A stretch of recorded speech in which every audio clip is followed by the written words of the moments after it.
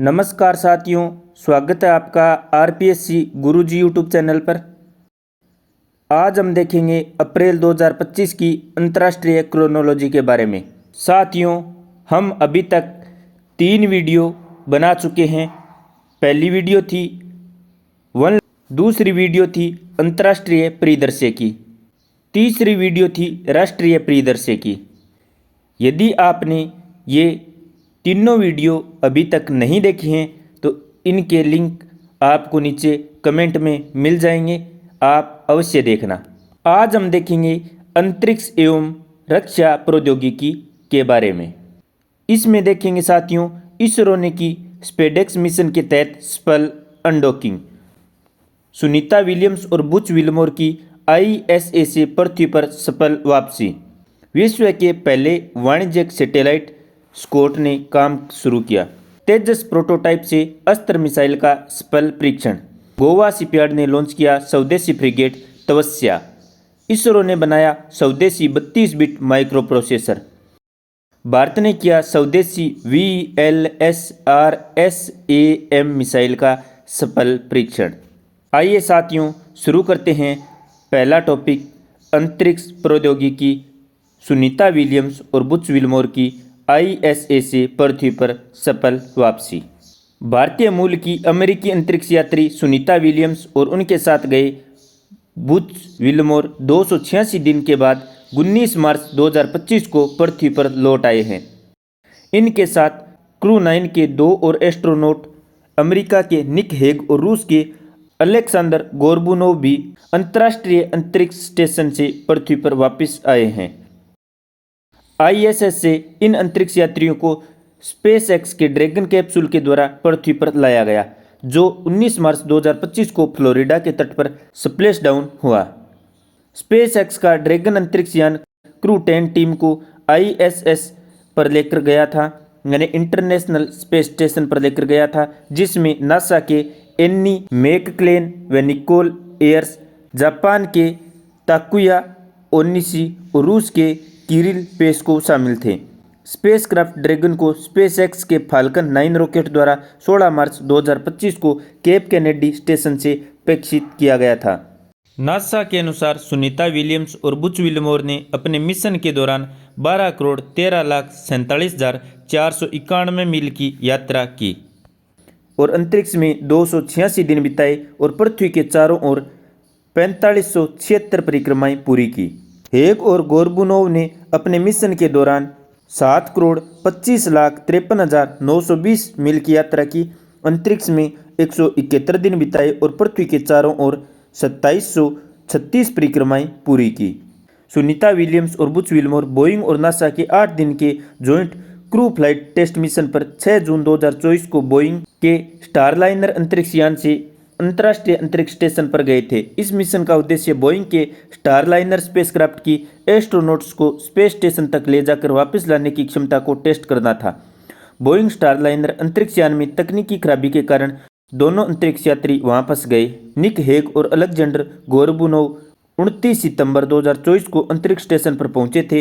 Hague और Gorbunov SpaceX के dragon freedom अंतरिक्ष यान पर सवार होकर अंतरिक्ष में गए थे। सुनीता विलियम्स अपने 3 मिशनों में कुल मिलाकर 609 दिन अंतरिक्ष में बिता चुकी है। इस मामले में वह 9वें स्थान पर है। रूस के अंतरिक्ष यात्री ओलेग कोनोनेन को 1110 दिन अंतरिक्ष में बिताकर शीर्ष स्थान पर बने हुए हैं। अगला टॉपिक, इसरो ने की स्पेडेक्स मिशन के तहत सफल अनडॉकिंग। साथियों, इसरो यानी भारतीय अंतरिक्ष अनुसंधान संगठन ने अपने स्पेडेक्स मिशन के तहत एक बड़ी उपलब्धि हासिल करते हुए सफलतापूर्वक अनडॉकिंग प्रक्रिया पूरी की है। यह कामयाबी इसरो ने 13 मार्च 2025 को अपने पहले ही प्रयास में हासिल की। इसरो द्वारा इससे पहले उपग्रहों को 16 जनवरी 2025 को सफलतापूर्वक डॉक किया गया था। उपग्रहों को अनडॉक करने का कार्य 45 डिग्री झुकाव के साथ 460 किलोमीटर की गोलाकार कक्षा में किया गया। इसके साथ भारत अंतरिक्ष में डॉकिंग अनडॉकिंग में सफलता प्राप्त करने वाला विश्व का चौथा देश बन गया है। 3 अन्य देश कौन से हैं? रूस, अमेरिका और चीन, और चौथा भारत। स्पेडेक्स मिशन के महत्वपूर्ण फैक्ट, इसरो ने space docking experiment SpaDeX mission को श्रीहरिकोटा के सतीश धवन अंतरिक्ष केंद्र से PSLV C60 द्वारा 30 दिसंबर 2024 को लॉन्च किया था। कौन से अंतरिक्ष यान द्वारा? PSLV C60 द्वारा। कब लॉन्च किया? 30 दिसंबर 2024 को। इस मिशन में 2 सैटेलाइट हैं, पहला चेसर SDX-01 और दूसरा टारगेट SDX-02। इसरो ने इस मिशन के द्वारा डॉकिंग अनडॉकिंग संचालन के लिए आवश्यक सभी क्षमताओं का सफलतापूर्वक प्रदर्शन किया है। यह सफलता भारत के भविष्य के महत्वाकांक्षी मिशनों जैसे चंद्रयान-4, गगनयान और भारतीय अंतरिक्ष स्टेशन के लिए मार्ग प्रशस्त करती है। अगला टॉपिक, विश्व के पहले वाणिज्यिक सैटेलाइट स्कॉट ने काम शुरू किया। भारत के बेंगलुरु स्थित अंतरिक्ष स्टार्टअप दिगंतरा द्वारा लॉन्च किए गए दुनिया के पहले वाणिज्यिक अंतरिक्ष निगरानी उपग्रह स्कॉट ने कार्य करना शुरू कर दिया है।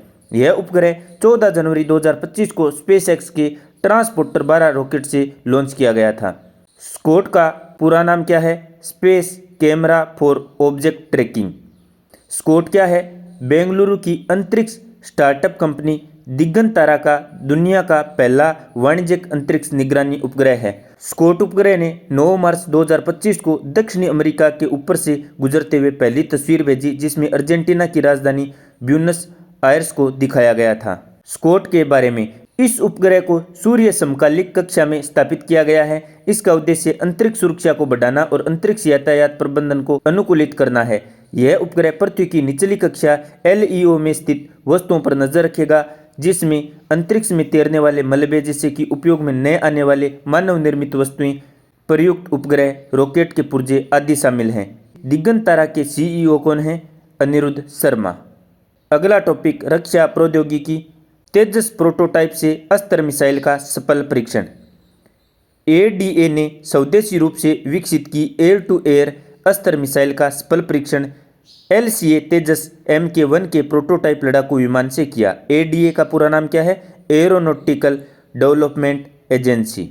इस परीक्षण में मिसाइल को एक भूमि आधारित वर्टिकल लॉन्चर से दागा गया। इसमें बहुत कम दूरी और निचली ऊंचाई पर तेज गति से उड़ रहे हवाई लक्ष्यों को सफलतापूर्वक नष्ट कर दिया गया। इस प्रकार मिसाइल ने परीक्षण द्वारा सिद्ध किया कि यह कम ऊंचाई पर भी दुश्मन के हमले को रोक सकने में सक्षम है। DRDO और भारतीय सेना ने ऐसा ही एक परीक्षण सितंबर 2024 में भी किया था। साथियों, अब देखते हैं वन लाइनर कुछ क्वेश्चन। दिसंबर 2023 में प्रक्षेपित वह अमेरिकी सैन्य अंतरिक्ष यान जो 434 दिनों के मिशन के बाद 7 मार्च 2025 को पृथ्वी पर वापस लौटा है। तो सही उत्तर होगा X-37B।